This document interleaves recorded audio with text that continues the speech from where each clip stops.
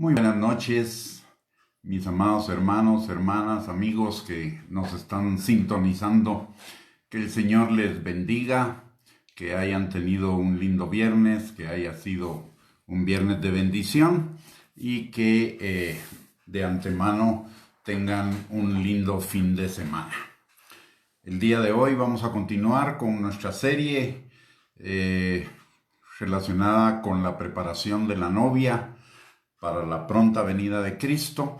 Y antes de comenzar vamos a orar como lo hacemos todas las noches para que el Señor abra los ojos espirituales, nuestros oídos, nuestro entendimiento y nuestro corazón para que la palabra quede sembrada en él y produzca fruto, y fruto abundante para la gloria de su nombre. Vamos a orar. Padre, te damos gracias, Señor, en el nombre de Jesús por esta noche, por el privilegio que tú nos das, Señor, de poder compartir tu palabra todos juntos.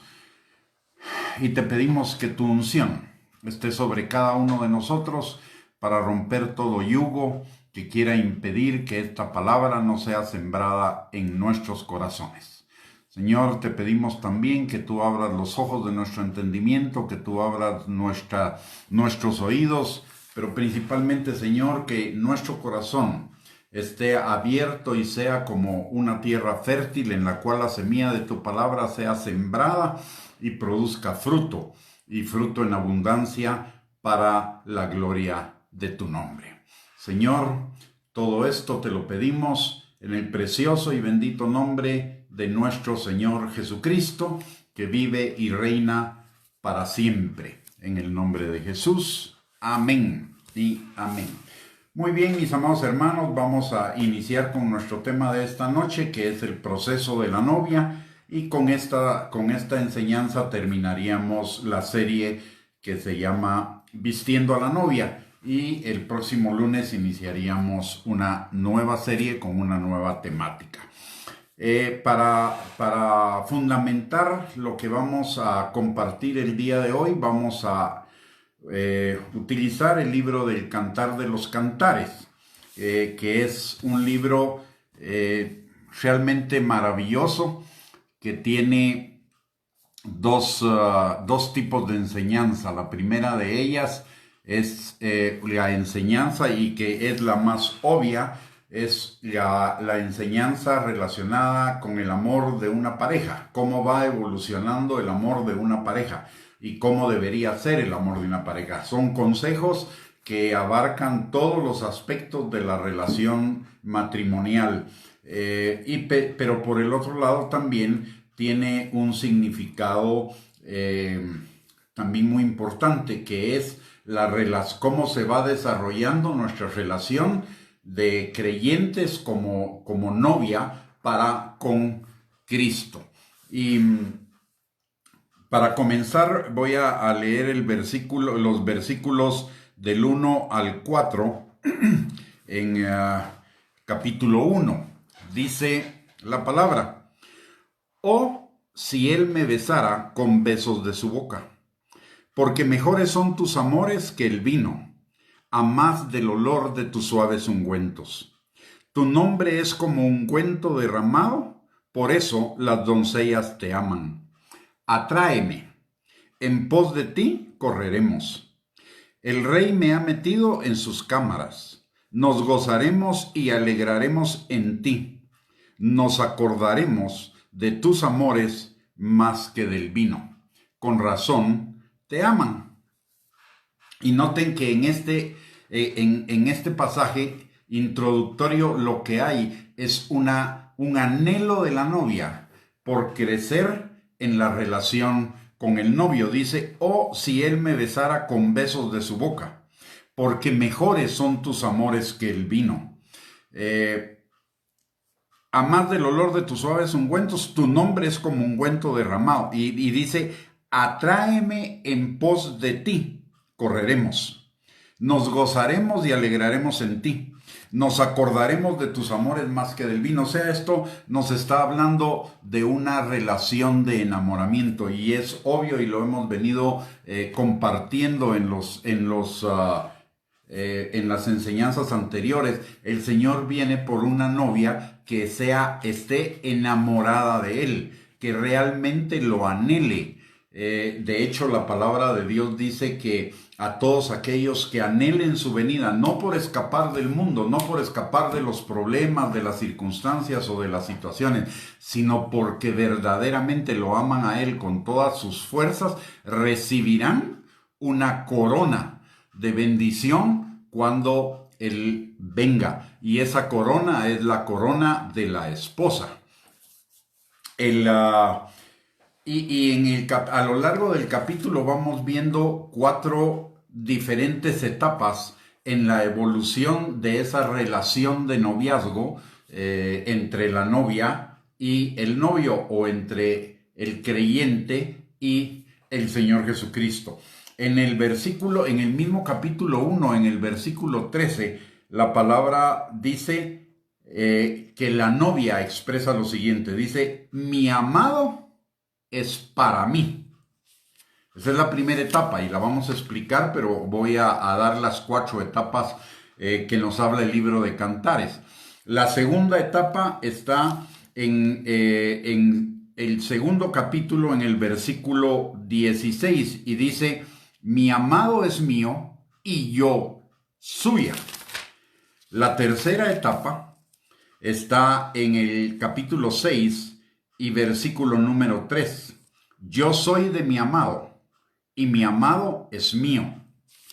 Y en el capítulo 7, en el versículo 10, llega al pináculo de la relación. Yo soy de mi amado y conmigo tiene su contentamiento. Esas 4 etapas. En la primera etapa la novia dice: mi amado es para mí. O sea, hay una posesión del amado. La novia se apropia del amado. Y esto es lo que la palabra de Dios nos habla del primer amor. El primer amor, si usted se recuerda, es cuando usted fue salvo, y en ese momento era un enamoramiento de Dios, pero Dios era para usted. Y usted quería todo lo que era de Dios. O todos lo queríamos. Sus promesas, sus bendiciones, su gozo, su paz, todo lo que Él tenía, nosotros lo queríamos, era para nosotros, era Dios para nosotros. ¿Estábamos enamorados? Sí, pero era un amor, digámoslo, en su primera etapa. Es igual que nos sucede cuando alguien, o sucede cuando alguien se enamora en lo terrenal. Piensa en el novio, pero está, o en la novia, pero está cada uno de ellos pensando en lo que el otro le aporta. No está pensando más que en sí mismo. Es una atracción en la cual pensamos en lo que el otro nos puede aportar, no en lo que nosotros podemos aportar al otro. Y en ese momento todo se trata de nosotros, ¿verdad? Todo se trata de atraer al otro y de atraerlo así. No estamos tanto pensando en el dar, sino estamos pensando en el atraer. Esa es la etapa primaria. Y esa es la etapa en la cual, como creyentes, nosotros estamos concentrados en todo lo que Dios nos puede dar a nosotros, en todo lo que la salvación nos puede aportar, como perdón de pecados, vida eterna, bendición material, provisión de necesidades, etc. Luego entramos en la segunda etapa. Y la segunda etapa dice ya la novia, ojo, porque aquí está centrado, estas 4 etapas están centradas en el cambio de posición de la novia, o en el cambio de pensamiento de la novia.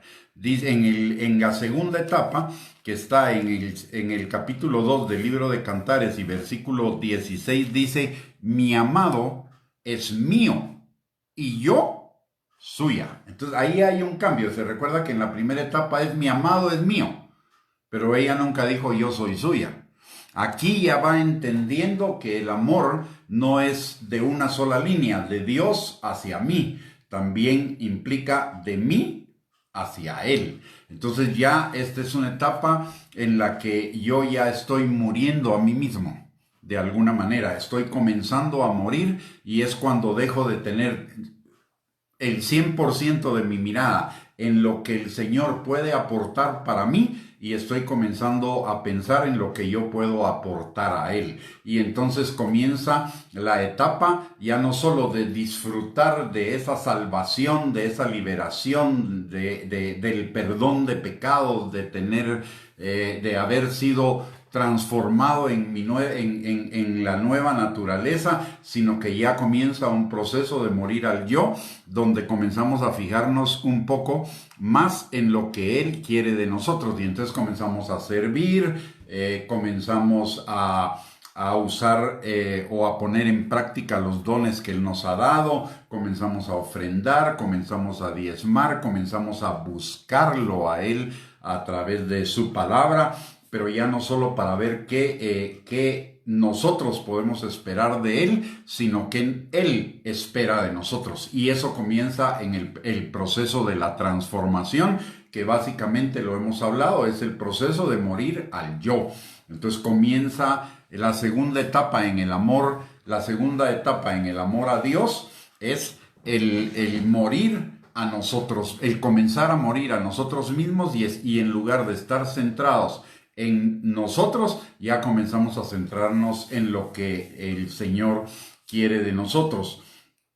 En la primera etapa todo era dame, haceme, nuestra oración lo reflejaba, dame, haceme, poneme, quítame, traeme, cambiame, etc., todo lo que nosotros queríamos. Pero ya en la segunda etapa ya comenzamos a poner nuestra mirada también en las demás personas y comenzamos a interceder. Entonces la característica de la segunda etapa es que comenzamos a servir, comenzamos a dar y a ofrendar, comenzamos a ver qué es lo que Dios quiere de nosotros, comenzamos a morir a nosotros mismos a través de la palabra y a través de la comunión con el Señor, y comenzamos también a fijarnos en las necesidades de los demás, a orar, a interceder por los demás. Estamos ya comenzando a quitar nuestra mirada de nosotros mismos.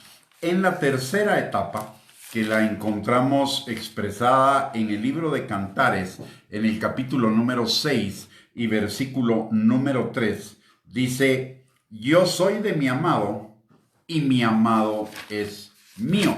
Aquí hay una diferencia. En la segunda etapa era mi amado es mío y yo suya, o sea, ella llevaba el primer lugar. Mi amado es mío y yo soy suya, o sea, el amado es más de ella que ella de él. Pero en esta tercera etapa dice: yo soy de mi amado y mi amado es mío.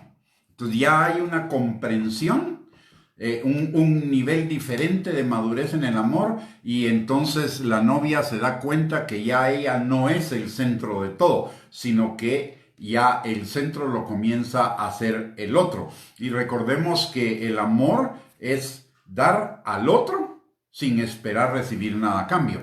Entonces aquí ya hay una etapa de madurez un tantito diferente. Ya ella no está tan ocupada de sí misma, sino comienza a ocuparse a darse cuenta que ella es propiedad de él y que ya no se trata tanto de ella, sino de él. Entonces ya la oración cambia de dame, haceme, poneme, quítame, traeme, a una oración donde comenzamos a orar: Señor, ¿qué quieres tú de mí? ¿Qué es lo que tú estás esperando de mí? Obviamente todo este proceso va acompañado de meternos en la palabra de Dios y de meternos en la comunión con el Señor, o sea, de la oración, pero ya no tanto de una oración de petición, sino de una oración de transformación. Ya estamos centrándonos más en quererle agradar a Él más que Él nos agrade a nosotros. En esta etapa es cuando ya nuestra oración va a cambiar.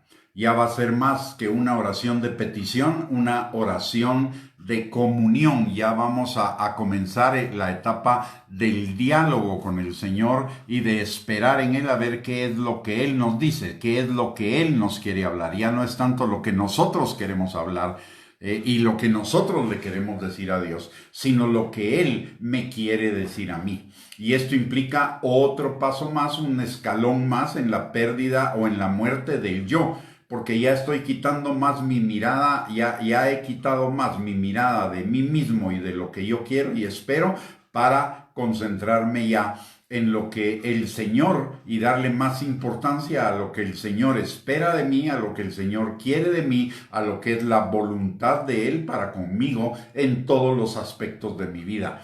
Entonces ya hay un nivel diferente de madurez que está determinado por el nivel de la muerte al nosotros, de la muerte al yo. Como dice Jesús, nadie puede ser su discípulo a menos que se niegue a sí mismo, tome su cruz y le siga.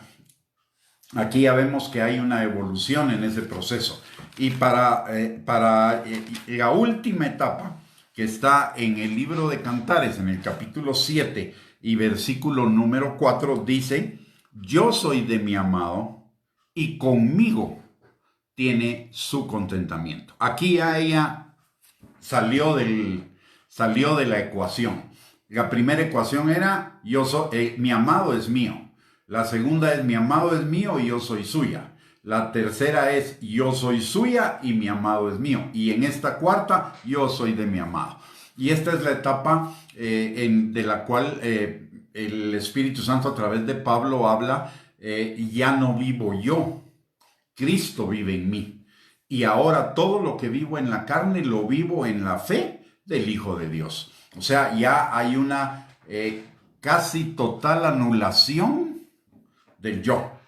¿Para qué? Para que el Señor sea todo en nosotros. El Señor viva su vida a través de nosotros y nuestros actos, nuestras acciones al exterior manifiesten que es Él a través de nosotros el que está obrando. O sea, hay una plenitud del fruto del Espíritu Santo a través de nosotros, es decir, del amor, del gozo, la paz, la benignidad, la bondad, la fidelidad, la mansedumbre, la templanza y la paciencia.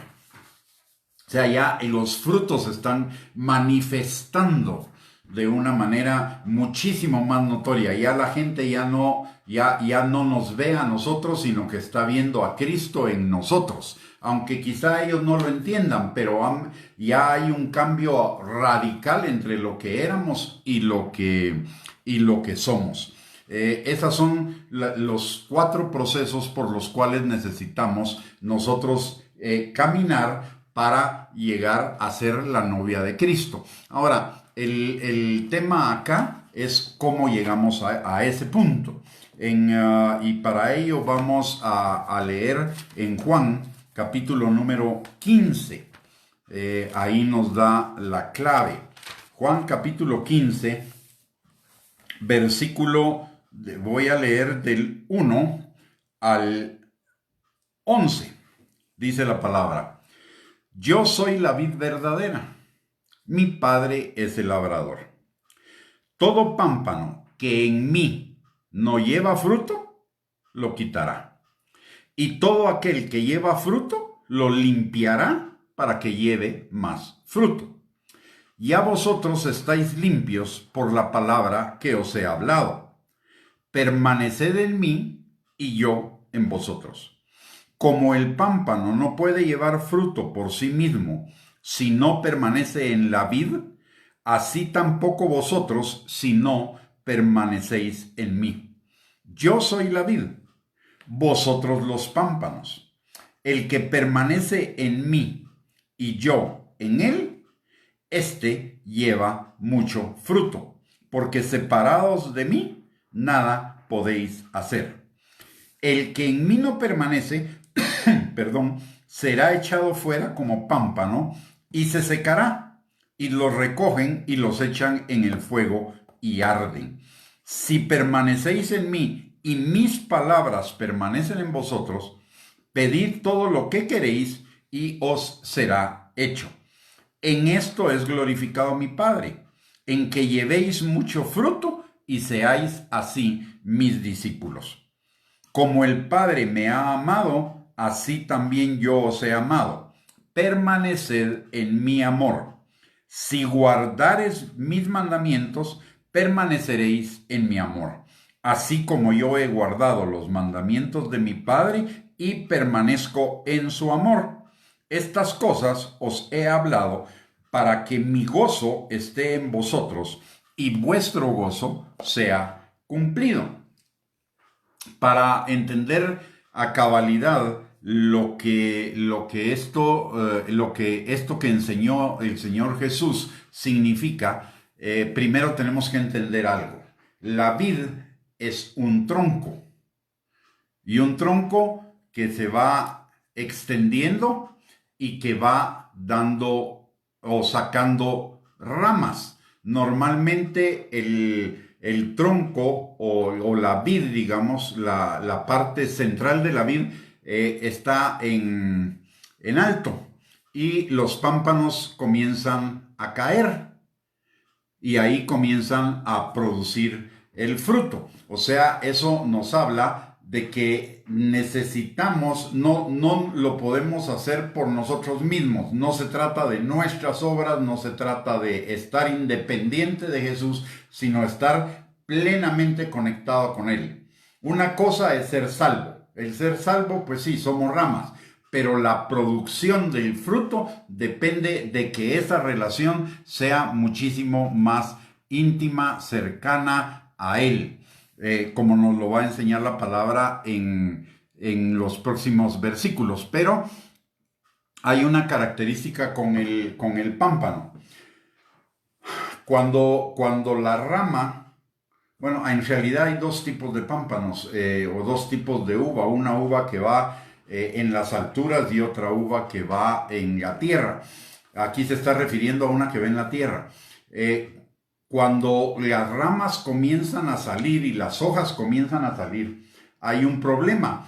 Como esta vid es rastrera, digamos, o sea, se va extendiendo a lo largo del suelo, es posible que las hojas se vayan llenando de tierra.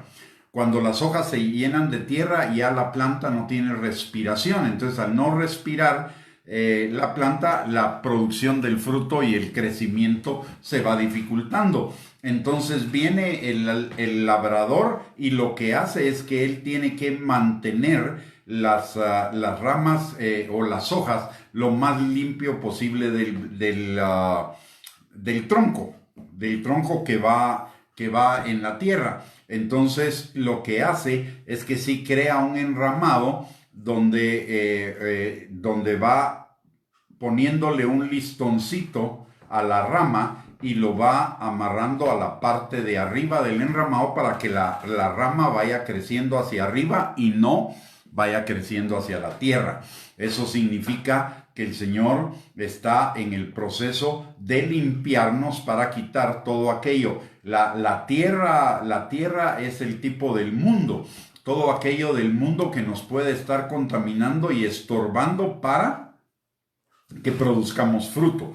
Por eso la palabra de Dios dice que nosotros nos separemos del mundo, no que dejemos de estar en el mundo, pero sí que establezcamos una separación entre nosotros y el mundo para no hacer lo que el mundo hace y de esa manera contaminarnos. O como lo dice también el libro de Romanos en el capítulo 12, versículo 2, que no pensemos como piensa el mundo, sino que nos transformemos por medio de la renovación de nuestro entendimiento para que podamos comprobar cuál sea la buena voluntad de Dios, agradable y perfecta. Entonces, ya hay ciertos pámpanos que por más que el labrador ponga el hilito ese y tire la rama para abajo, al crecer vuelve a caer la tierra, o vuelve a tender hacia la tierra, como dice, y esto es lo que sucede, que lo dice en Proverbios: como el perro vuelve a su vómito, así el necio vuelve a su necedad. Entonces regresa, no quiere elevarse hacia el cielo, sino quiere seguir viviendo en medio del mundo y entre comillas, disfrutando de las cosas del mundo. Llega y entonces comienza un proceso disciplinario. El proceso de disciplina del Señor lo podemos encontrar en el Salmo Ahorita le digo. Es el Salmo número 3, si no estoy mal. Déjeme ver.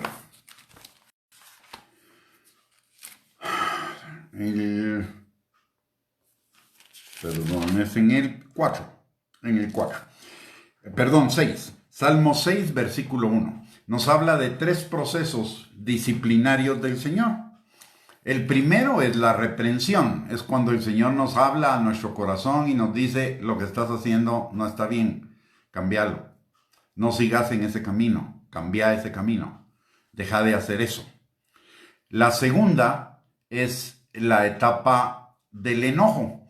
El enojo, dice la palabra Jehová, en el Salmo 6:1 dice: Jehová, no me reprendas en tu enojo, ni me castigues con tu ira.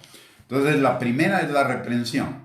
Es cuando el Espíritu Santo nos está redarguyendo.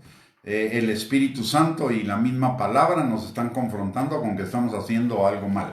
Si no enderezamos en ese momento las cosas y seguimos haciendo lo malo, entonces viene el segundo proceso, que es ya el proceso del enojo.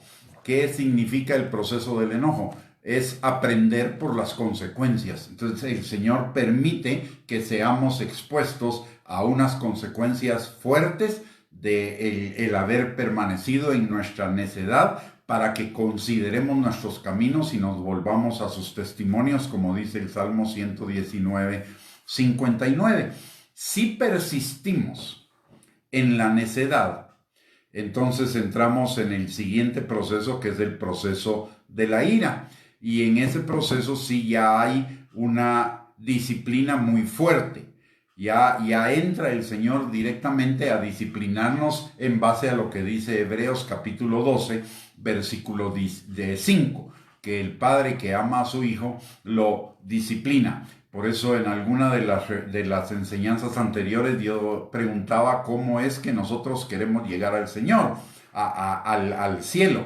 Queremos llegar arrastrados, golpeados, lastimados por todas los procesos de disciplina del Señor, o vamos a llegar caminando. Vamos a hacer caso a la dirección de la palabra y del Espíritu Santo para no entrar en esas otras etapas del proceso disciplinario. Esa va a ser una elección nuestra, pero de que vamos a llegar a la vida eterna, lo vamos a llegar. Como dice el Salmo 138:8, yo cumpliré mi propósito en ti. El asunto está cómo, por agua o por fuego, caminando o arrastrados. Eso lo vamos a determinar nosotros. Que el Señor va a cumplir su propósito, lo va a cumplir. Y la forma como lo cumpla va a determinar nuestras recompensas en la eternidad. Obviamente, si estamos metidos en el mundo y en nuestra necedad y repitiendo las mismas cosas, obviamente no vamos a estar recibiendo recompensas, y eso va a determinar nuestra calidad de eternidad. Entonces, el pámpano que no da fruto, el Señor no lo desecha de un solo. El Señor primero lo limpia, en segundo lugar le pone ese hilito. Si el pámpano persiste en irse hacia la tierra, pone un hilo más fuerte todavía. Y si no, pues obviamente sí va a tener que ser arrancado, aunque sea temporalmente, para que comience a fructificar de nuevo. Cuando, si esta cuestión no me está funcionando, si la limpieza que le hice y los arreglos que hice no me están funcionando, pues obviamente voy a tener que podar ramas para que salgan nuevas ramas. Y ese podar ramas ya es un proceso extremadamente doloroso. Ya es prácticamente la disciplina, la vara del Señor viniendo. Ya no son ya pasó la etapa del redarguir. Entramos después en la etapa de la cosecha, y si seguimos en nuestra necedad vamos a entrar en la etapa de la disciplina. Pero el Señor va a cumplir su propósito en nosotros de llevarnos a la vida eterna. Luego seguimos con el otro proceso. Ya el pámpano se enderezó y ya va para arriba. Entonces, ¿qué es lo que hace el labrador? Comienza a ver ciertas hojitas que pueden estar fastidiando el que la respiración de la planta. Eso pueden ser el equivalente a cuestiones de nuestro carácter, y entonces las comienza a arrancar. ¿Para qué? Para que demos fruto. Luego, el siguiente proceso es que llega un momento en que hay demasiadas hojas y entonces ya se están estorbando unas con otras. Y algunas de esas hojas no funcionan. Entonces hay que podar el árbol, hay que cortar más allá. Ya no es simplemente arrancar hojas, sino que va a haber que arrancar algunas ramas que no están bien. Entonces eso es para que demos más fruto. Y todavía hay una poda posterior que es para que demos muchísimo más fruto. ¿Qué son esas podas en realidad? ¿Qué significan todas las podas? La limpieza y las podas que el Señor hace. Lo que está haciendo es permitiéndonos darnos cuenta de lo que realmente hay en nuestro yo, de lo que hay en nuestro corazón, y quitando todo aquello que no es bueno para nosotros, aunque nos aferremos a ello. Por ejemplo, relaciones que no nos convienen, actitudes que no nos convienen, como la ira, el enojo, la envidia, los celos, la división, el chisme, la murmuración, etc. Digamos, la primera limpieza es sobre los pecados de los cuales la palabra de Dios nos habla en los 10 mandamientos, y probablemente algunos otros que podríamos estar manifestando en el momento de nuestra salvación. Es ahí cuando nos limpia, cuando está limpiando la hoja.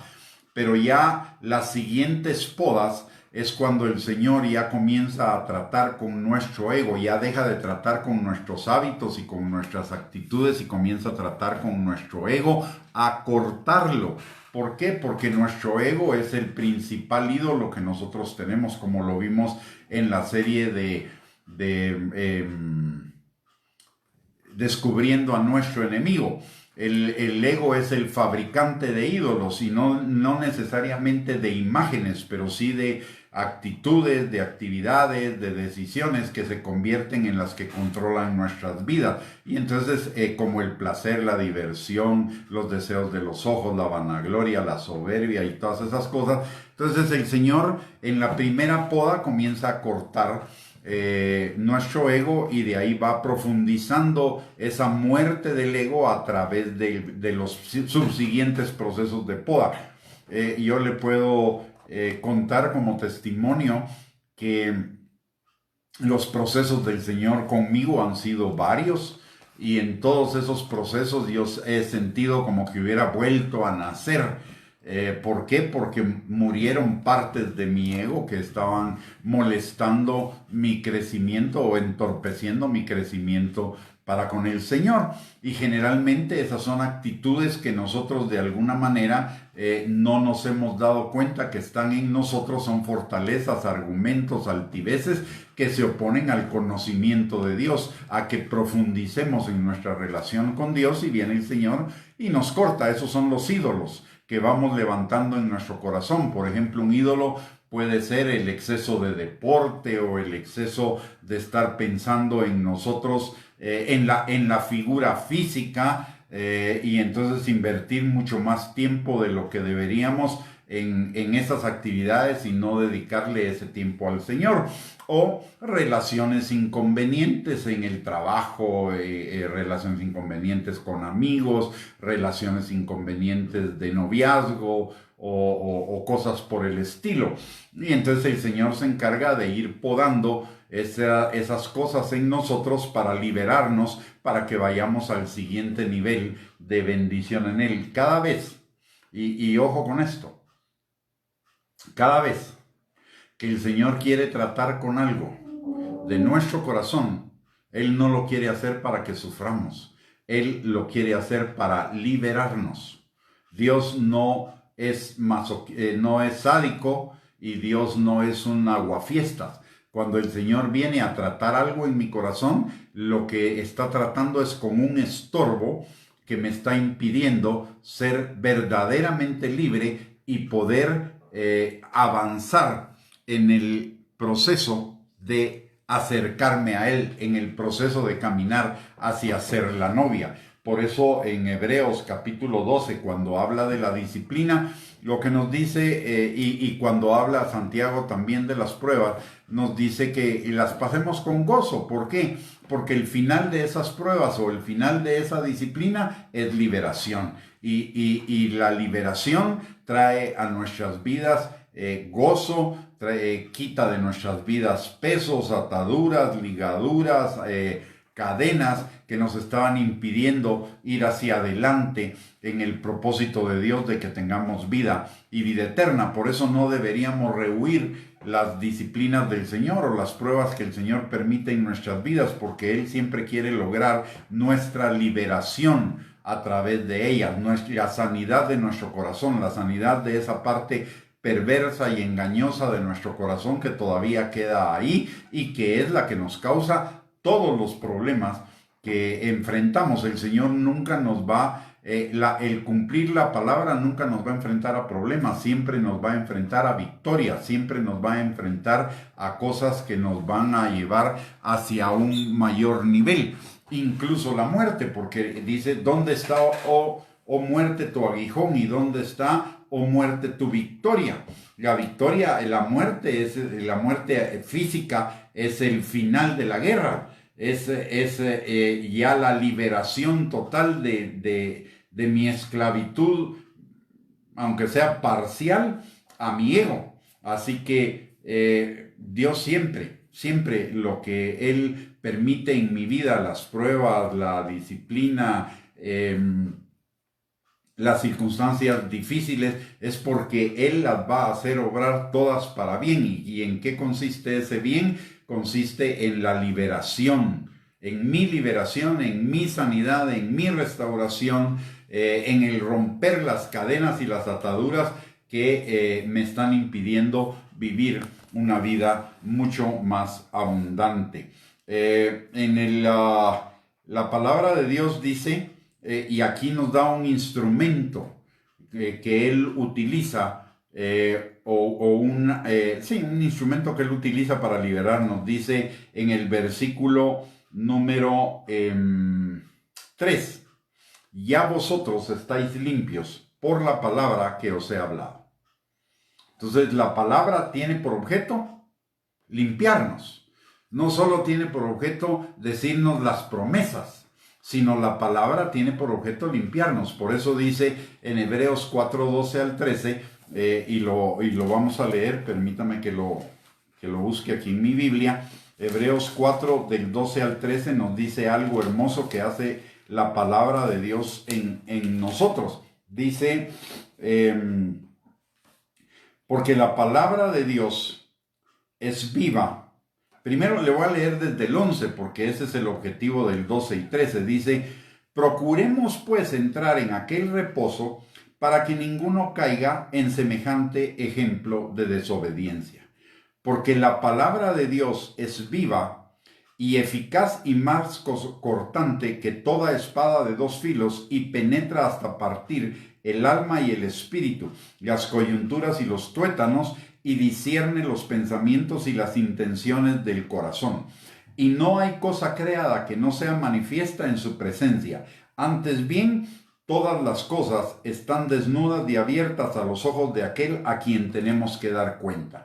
Entonces, ¿para qué es que esa palabra penetra en nosotros para discernir los pensamientos y las intenciones del corazón? Porque el Señor quiere llevarnos al reposo verdadero, al reposo absoluto en Él. Y eso implica quitar toda situación de desobediencia a su palabra, porque su palabra es el camino, su palabra es su voluntad para con nosotros, para llevarnos a ese reposo.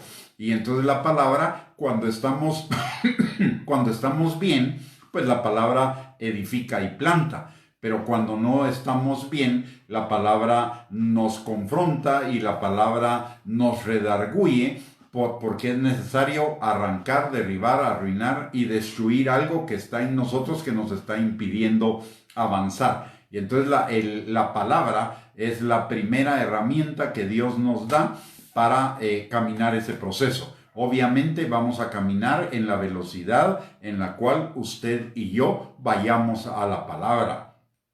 Si vamos poco, pues probablemente no vamos a llegar a la meta. Pero si buscamos la palabra continuamente, nos alimentamos de ella, meditamos en ella, permitimos que la palabra nos enseñe en qué áreas de nuestra vida estamos mal, entonces, y lo corregimos, vamos a llegar vamos a avanzar hacia esa meta del supremo llamamiento de Dios en Cristo, que es llegar a la estatura de Cristo. ¿Para qué? Para convertirnos en su novia y tener la mejor eternidad posible. Y la segunda está también aquí en Hebreos, en ese mismo capítulo, en el versículo 14. Dice, por tanto, teniendo un gran sumo sacerdote que traspasó los cielos, Jesús, el Hijo de Dios, retengamos nuestra profesión, o sea, nuestra fe. Porque no tenemos un sumo sacerdote que no pueda compadecerse de nuestras debilidades, sino uno que fue tentado en todo según nuestra semejanza, pero sin pecado. Acerquémonos, pues, confiadamente al trono de la gracia para alcanzar misericordia y hallar gracia para el oportuno socorro. ¿A qué socorro se está refiriendo? Bueno, se está refiriendo a todos los socorros que necesitamos en nuestra vida, pero en este caso fundamental al socorro que necesitamos para ayudarnos a morir a nuestro yo, para ayudarnos a que la palabra de Dios que nos ha confrontado también haga su obra en nuestros corazones y seamos transformados completamente. Y avancemos a la estatura del varón perfecto, o sea, a alcanzar esa estatura que requiere alcanzar la novia. Entonces tenemos dos cosas, la palabra y tenemos la comunión con el Señor. Y tenemos un tercer aliado en ese proceso. Y el tercer aliado es el Espíritu Santo.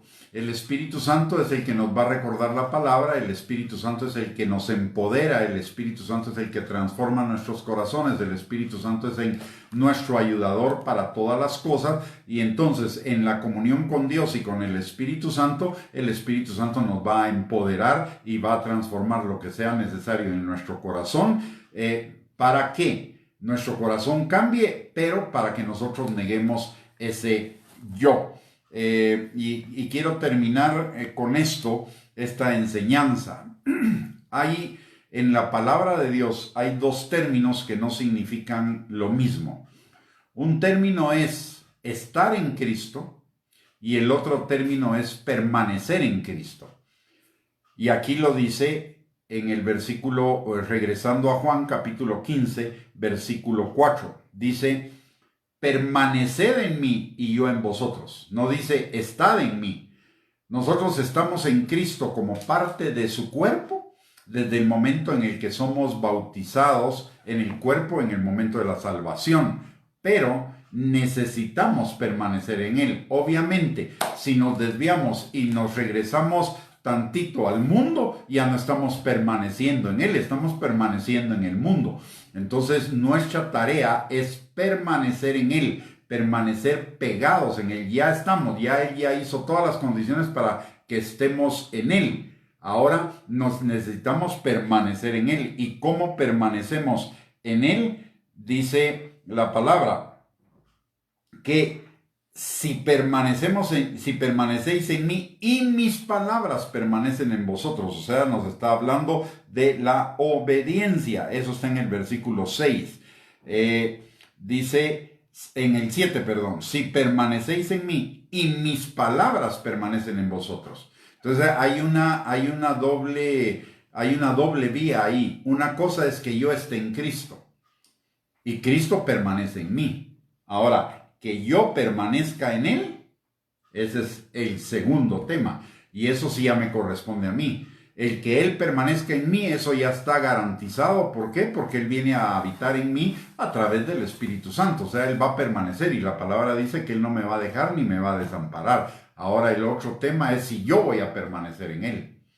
Si no permanezco en Él, voy a permanecer en mí yo. O para decirlo de otra forma, no permanecer en Él es cuando yo sigo a mi yo, a mi ego, a esos ídolos que he construido en mi corazón, a esas cosas que son contrarias a la palabra de Dios, que Dios me ha enseñado que no debería seguir, y las sigo. Entonces ahí me separé de Él. ¿Cuál es el camino para regresar? Es reconocer mi pecado, arrepentirme, pedir perdón y volver a la obediencia a Él. Entonces el Espíritu Santo tiene una característica impresionante.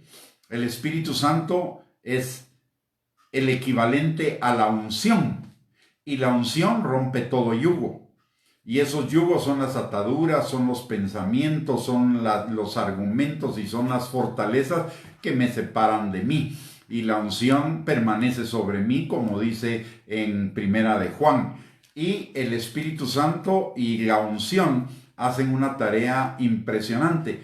Muchos se han fijado o muchos han centrado su atención en los dones del Espíritu Santo, pero no hemos fijado nuestra atención realmente en la principal obra del Espíritu Santo, que no es darnos los dones, aunque nos los da. La principal obra del Espíritu Santo es que nosotros permanezcamos en la palabra. Es la tarea de romper los yugos, de transformar nuestro corazón para que nuestro corazón se vaya haciendo como el corazón de Dios. Y una de las y eso nos lo enseña 2 de Corintios capítulo 10, que tiene que ver en esto de permanecer en Él y que sus palabras permanezcan en nosotros.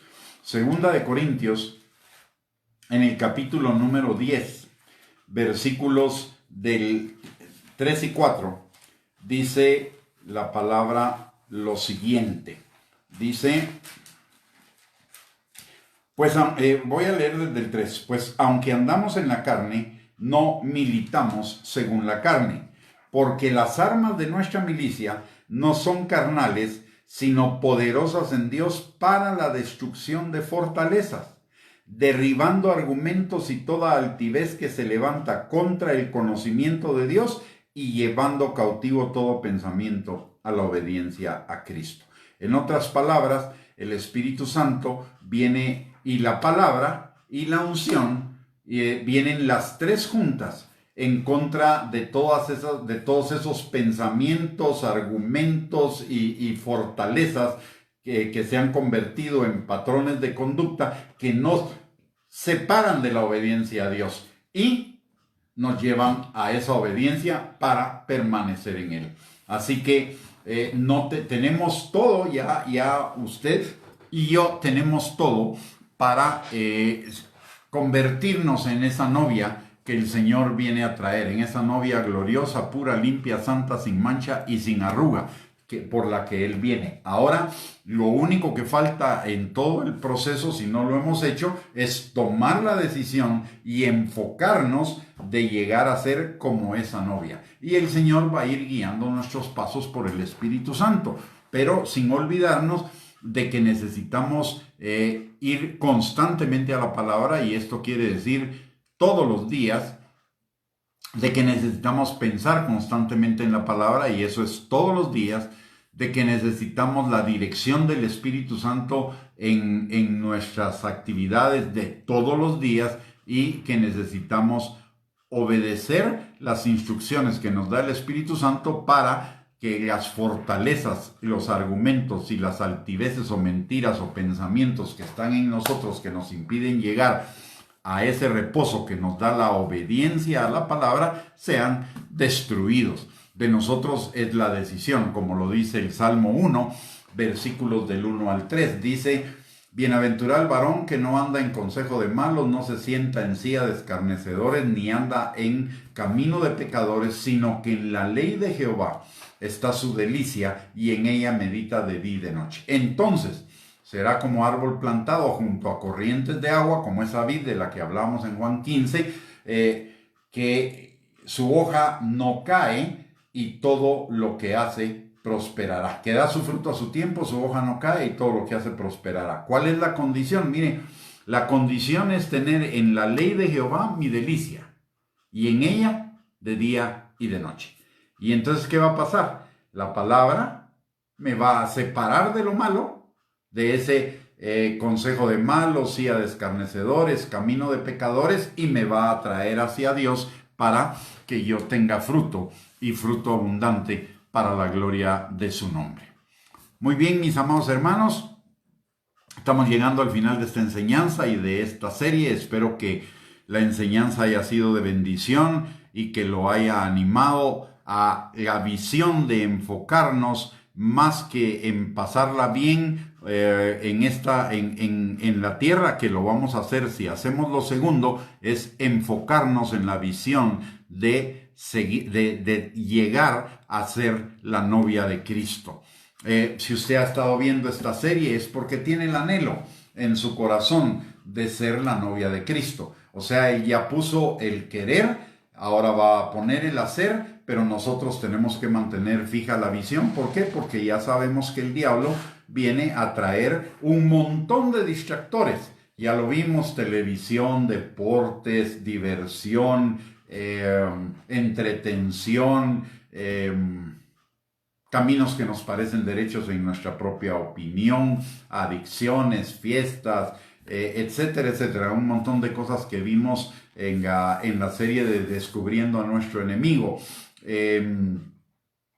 Entonces, necesitamos tomar la decisión de separarnos de esas cosas. Eso es lo que nos corresponde a nosotros. La transformación de nuestro corazón y el crecer hacia la imagen de Cristo, esa va a ser la responsabilidad del Espíritu Santo, la obra del Espíritu Santo en nosotros, pero nosotros somos colaboradores de Él. No todo lo hace Dios. Hay personas que yo me he encontrado en consejería que me dicen: es que yo le pido a Dios que me quite ese pecado, y la verdad es que no es Dios el que me lo va a quitar.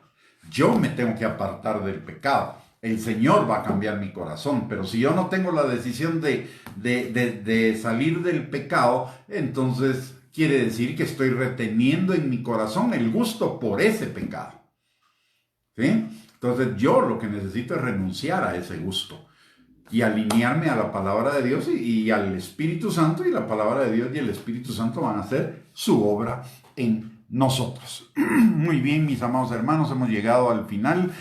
Solo nos queda orar. Por favor, no se retire todavía. Déjeme bendecir su vida y la vida de los suyos, y bendecir la mía y la de los míos, y ya después terminaremos la transmisión. Solo le quiero recordar dos cosas. Si esta enseñanza ha sido de bendición para usted, compártala con sus contactos en las redes sociales para que también ellos sean bendecidos.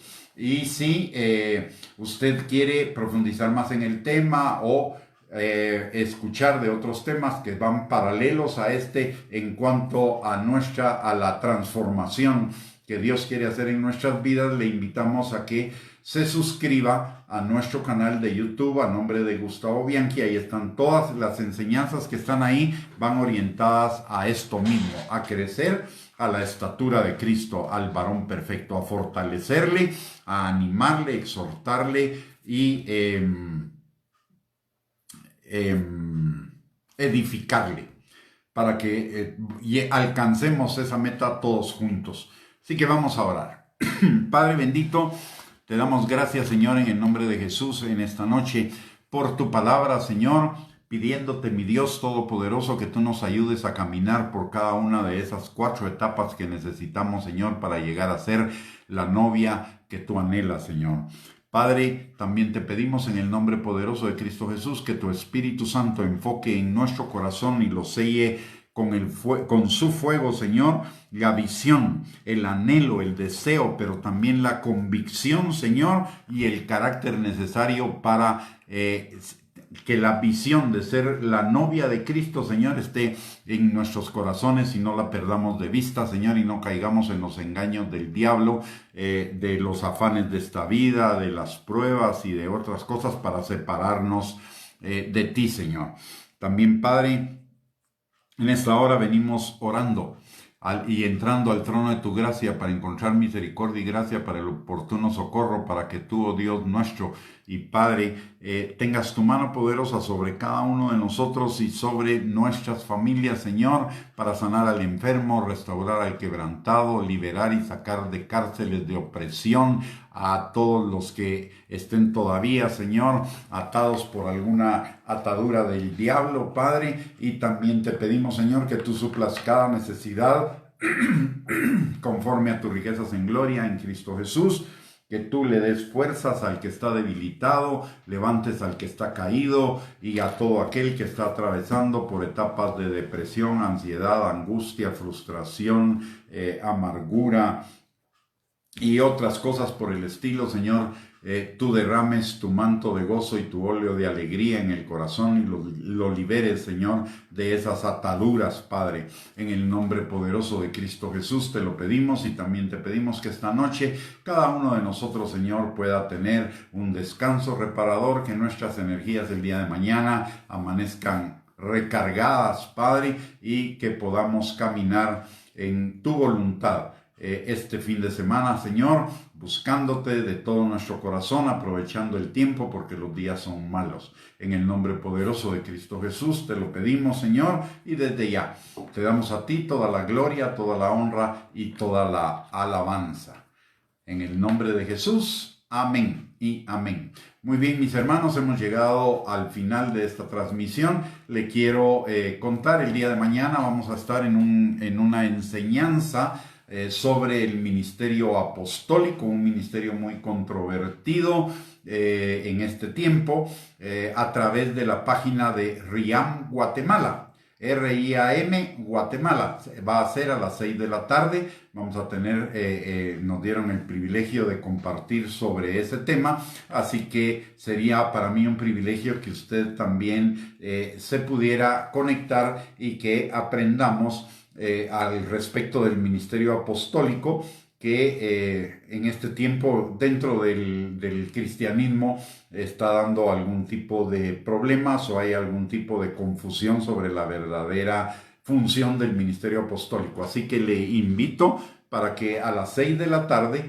pueda sintonizar la transmisión en la página de RIAM Guatemala. 6 de la tarde mañana sábado. Que el Señor les bendiga, que tengan una linda noche y nos vemos por este medio el próximo lunes a las 8 de la noche con otra enseñanza de la palabra de Dios. Bendiciones y que tengan una linda noche y un lindo fin de semana.